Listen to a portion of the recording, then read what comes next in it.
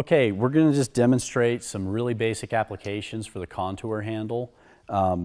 There is so much rehab to be done with a handle that we're just kind of introduce a few things and show you just how well the product works.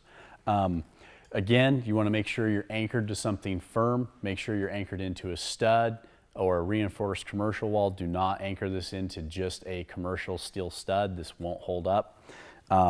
So we're anchored in right here at the proper level. We're just going to do a little external and internal rotation.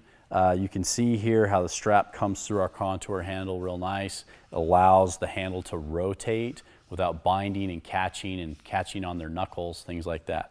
Go ahead and grab that for me. Good. Go ahead and just give me a couple of external rotations. So as you can see, it's functioning well. It's sliding within the system. It's not bunching up. It's not catching. It's allowing free range of motion. You know, some cheaper handles that I've used in the past, they just don't work right. They rub across the knuckles. They do different things. Go ahead and switch hands for me. As you can see, we're in our working space. You want to make sure you're within that range. Go ahead, internal rotation. Go ahead and take another step out, because as your arm is in full external rotation, there you go. Good. That's where our 0 is at. So depending, you know, a lot of people talk, only do partial range, do full. I'm not here to argue any one of those stances. I just want to show you how well the product works here. Obviously, as a clinician or trainer, you're going to make your decision. But again, it's functioning well. There's enough space in here that it's not scraping across her knuckles. And comfort has a lot to do with compliance for our patients.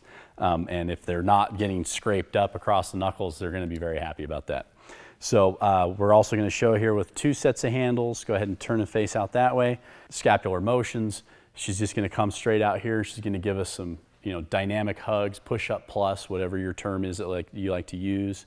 I always make sure that when we're using this type when we're using these in this fashion, as you can see, she's actually leaning forward on that subtalar joint. She's getting herself into dorsiflexion.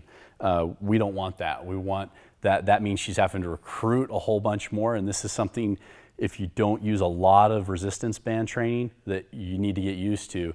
If they are having to alter the way they stand, that means you've got too much resistance on the system.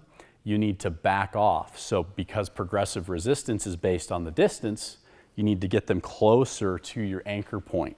As you can see now, she's out there and she's bringing it across there. Now her posture isn't altered, because if you have that much going on, the patient could potentially end up just leaning forward. We've seen this type of thing because they have all this altered proprioception and dysfunction. You know, I've seen people leaning on, thinking they're doing a dynamic hug or push-up plus. I've even seen them holding them in the same place and just moving their head. That's how dysfunctional they are through the thoracic region and scapular motion. So that's a key thing to keep an eye on, that they maintain their form.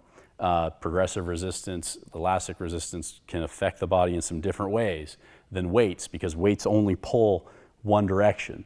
Our greatest force here is actually not straight down, it's pulling her back. So, okay.